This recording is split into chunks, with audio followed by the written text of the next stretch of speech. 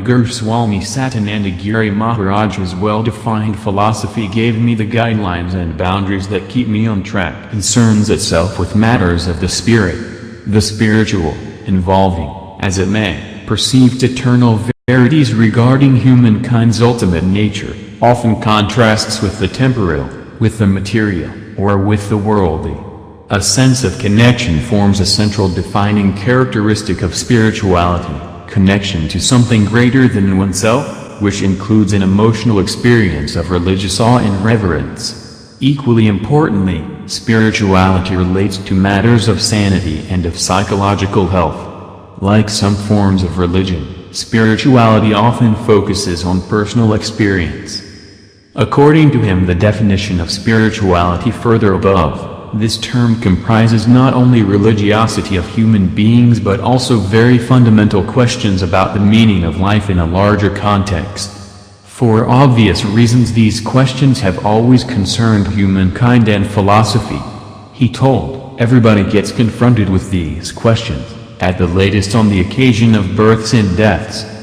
Further, he told, some people strictly refuse to acknowledge the existence of spiritual beings, non-incarnated beings. Often, the same people dismiss anything which has not been stringently proven according to scientific rules.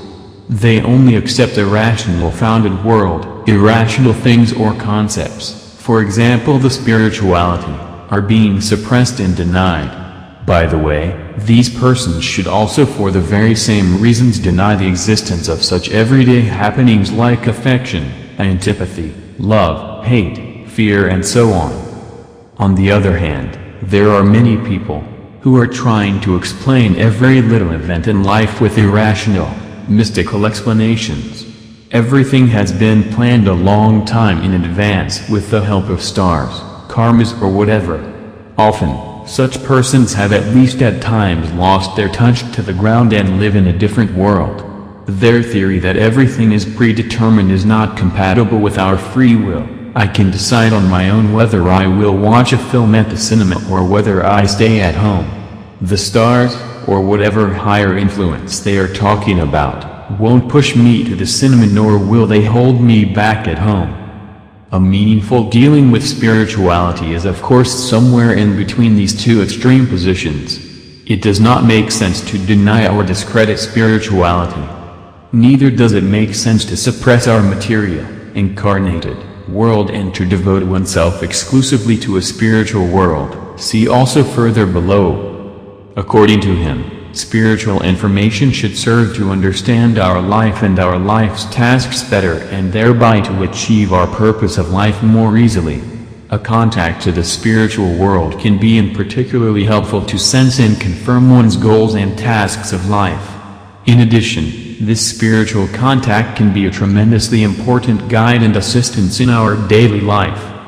We should realize again that the purpose of our incarnation is to live in the material world, to gain some experiences and to develop some of our qualities further, personal growth. These experiences are to be made in the material world, therefore it does not make sense and it is even counterproductive to suppress the material world, like already mentioned further above. Our qualities, which are to be developed further, are difficult or even impossible to comprehend with our rational intellect. In most cases these qualities are unconditional love, joy, self-honesty, modesty and humility. This learning process is often called spiritual growth or developing awareness, developing higher consciousness. For this learning process of concepts, which are difficult to grasp by our rational intellect, we can get very important help and assistance from the spiritual world. Therefore it does absolutely make sense to integrate the spiritual world, in other words spirituality, in our daily life. From the above, it can easily be concluded that spirituality should always be integrated in our daily life, in everything we do or do not do. Always is to be understood as in all our decisions and deeds both in business and private life. This is in contradiction to applying or living spirituality like a leisure activity only on evenings, or for 2 hours on Sundays or for 2 weeks per year in a seminar. To integrate spirituality in the daily life is somehow similar to wearing clothing. You most likely wear clothes and make sure you are adequately dressed all day round and not just on some rare occasions. You don't walk around naked. Likewise, you should try to be connected with the spiritual world all day as well in business as in private life. Of course, you cannot achieve this from one day to the other. A lot of training is needed. How do you feel and understand the above-mentioned support from the spiritual world? And how can you make sure that this support is real and not just imaginary? We all have a sensor in us for this purpose. This sensor can and should be trained, however. Since it is not easy, or even impossible, to understand with our rational intellect, we have given this sensor many different and quite vague names, like intuition, gut feeling, heart, inner sense, sixth sense, instinct, etc. As a general rule, this sensor is available to everyone.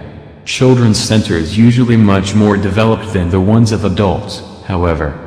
This is one of the reasons why children can be very important for the personal development of their parents.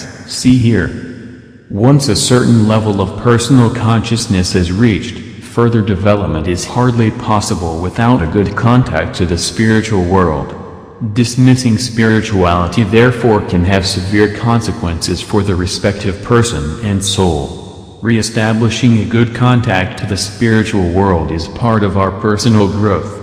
For that reason we ought to train this ability ourselves. We should not try to outsource or buy this ability. It won't work. It is not sufficient to read books and web pages about it. We finally have to acquire this ability ourselves. We will have to train this again and again. The development and training of our personal sensor to communicate with the spiritual world has further important advantages. In our incarnated world, there is information of different kind available. Some of it is perfectly correct and valuable, but an awful lot of information is wrong or does not make sense. It would be quite foolish to believe that whatever information you receive from a non-incarnated being should automatically be correct and meaningful. In other words, you have to be able to judge the trustworthiness of the information received. And it might be tempting to ask someone else to get spiritual information on your behalf. While this is not generally bad or dangerous, you have to realize that you make your decisions depending on the abilities and correct interpretation of other people. To finally be able to assess spiritual information yourself is an invaluable advantage for spiritual growth. You thereby minimize the risk of getting manipulated by others. From our experience we know that wherever we are or whatever we do, certain rules prevail. On the roads these are the traffic regulations, in football the rules of play, in nature there are the natural laws. For those that respect these rules, the corresponding activities or deeds are easier to accomplish than for those who violate these rules and therefore have to be reprimanded in one way or another. We have got to know the most important rule on the earth which all the earth's inhabitants must follow. This rule says, every being has an equal right to live here, to develop here and to carry out his tasks here. Because of their importance for everything on the earth we call this rule the basic rights of existence. On the basis of several examples and comparisons from our everyday life, we have seen that harmony and peace can only come into our lives if we respect this foundation of existence. If we try to respect the foundation of existence automatically in all the decisions we make, the more resolutely and single-mindedly a person follows these rules in all his decision-making, the closer he gets to his goal of internal peace and harmony. From this point of view, our life is nothing other than a training camp for the acquisition of the missing characteristics and abilities which we require for perpetually respecting the basic rights of existence, the most important rule in life. Our subconscious helps us with subjective perception, glasses model, the activation of our objectives, tuning bowl model, and additional mechanisms permit us to interpret things such that we can efficiently train for the above-mentioned goals. We develop our awareness and accept the full responsibility for our life, self-responsibility. This is our personal path to harmony and inner peace. We have discussed these processes in detail, and thereby we have emphasized again and again the importance of setting clear goals and of the deliberate monitoring of our success in achieving or approaching these goals in our lives. It is only in this way that we can be sure that we are pursuing our own goals and are not suddenly pursuing externally set goals. The objective of respecting the basic rights of existence represents for most human beings a far-reaching change in their system of personal values. It is only now, at this present time, that the preconditions are the optimum ones for making a change in our system of personal values. In the final analysis, it is the responsibility of each individual personally to translate these ideas into action. He who pursues as the topmost goal in his life the deliberate respecting of the basic rights of existence, also automatically makes his maximum possible contribution to the general well-being. There are several lakhs of sannyasins of all denominations in our country. They do not earn their livelihood by engaging themselves in productive work as that is understood ordinarily, but live on the alms they get from householders. Even most of them, but not all sannyasins, do not contribute to the national wealth, but prey upon society. Now the system of sannyas has been commercialized. Each year the ritual for new members takes place during every Kumbh Mela through the Mahamandal's war of Bolagiri ashram of Haridwar. Mahakumbh Mela is the world's biggest religious gathering. It occurs every 12 years at 4 places, Allahabad, Haridwar, Ujjain, and Nashik, and it alternates between these places every 3 years. This time, lakhs of pilgrims have been congregating in Allahabad ever since Makar Sankranti, which I would like to say a religious seal, given to intended persons indiscriminately. India is the land of many spiritual leaders, or the God-men, more often known as the miracle men, whose motive in life is to show people the right path. While some of these God-men are well known for possessing supernatural powers and perform miracles on a regular basis, the others only rose to fame owing to the charity work they did for the society. But there are several others, in guise of sannyasi, are committing immoral acts, exploiting, abusing and wicked doings to the public at large. All of them are engaged in the business of prostitution, selling sex in the name of Tantra, preaching Brahmacharya and celibacy while having orgies, sex rackets covered up by spiritual discourses and pious appearance, cheap magic tricks to prove themselves as God, selling enlightenment and materializing God. All of them are parasites on society. In Hinduism, renunciation or sannyasa is the true mark of spiritual life. It is believed to be the simple and straightforward way to achieve moksha or liberation. Truly speaking, in the context of sannyasa or renunciation, the word achieve is not the right word to use, because achieve denotes materialism, seeking and striving for something, whereas in renunciation one has to give up worldly life and material possessions, and live without aiming for anything in particular, including the goal of salvation, liberation or union with God. Having a purpose is important in worldly life, whereas not having any purpose is the central feature of renunciation or sannyasa in Hinduism. People who follow the path of sannyasa or renunciation are expected to lead very austere and ascetic lives, setting aside all desires and comforts and acknowledging no relationship whatsoever, including the relationship with God and oneself. One has to forego all acts of self-preservation and self-advancement and the need to further one's ego and identity. Sannyasa is also recognized in Hinduism as one of the 4 ashrams or stages in the life of a human being, the other 3 being Brahmacharya, the life of a celibate, Grihastha, the life of a householder, and Vanaprastha, the life of retirement or a forest recluse. Sannyasa, or the life of renunciation, comes in the end, after an individual spends his life in acquiring knowledge as a student and becoming a householder to perform his obligatory duties towards himself, his parents, his family, and society. He reaches a stage where he thinks he has done his part and fulfilled all his obligations. Then, he may withdraw from active life and spend the rest of his life in search of liberation. And thus, sannyasa is a form of asceticism, is marked by renunciation of material desires and prejudices, represented by a state of disinterest and detachment from material life, and has the purpose of spending one's life in peaceful, love-inspired, simple spiritual life. A true sannyasi is he who gives up his wealth and position and takes to sannyasa, and not he who becomes a sannyasi to escape from the worries of family or to find an easy means of livelihood by taking to begging. All the sannyasins we see around us do not come up to the requirements of true sannyasi. A sangha or association is not contemplated for the order of sannyasins. Forming a sangha is not sannyasi lakshana.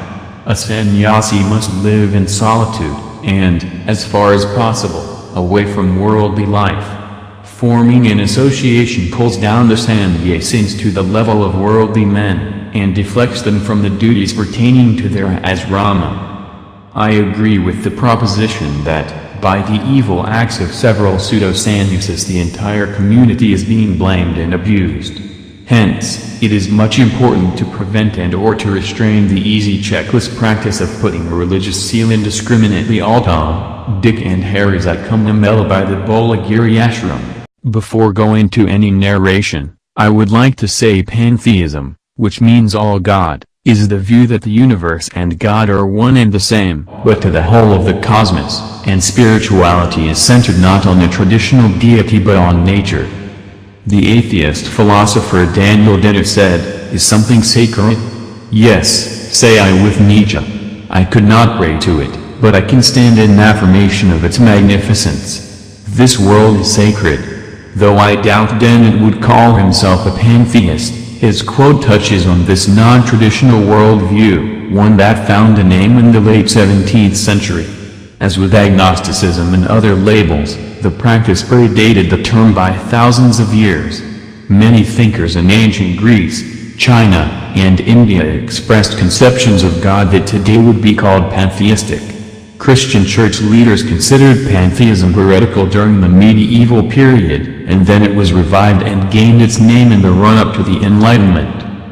Though the philosopher Baruch Spinoza held strongly pantheistic views, it was an especially popular worldview for poets and other romantics of the 18th and 19th centuries, including Walt Whitman, Ralph Waldo Emerson, Henry David Thoreau, and William Wordsworth. Like all good unorthodoxies, pantheism drew a sound papal spanking, this time from Pius IX's 1864 Syllabus of Errors. In fact, pantheism had the distinction of being the very first word in the papal document, a resume brightener for any heresy.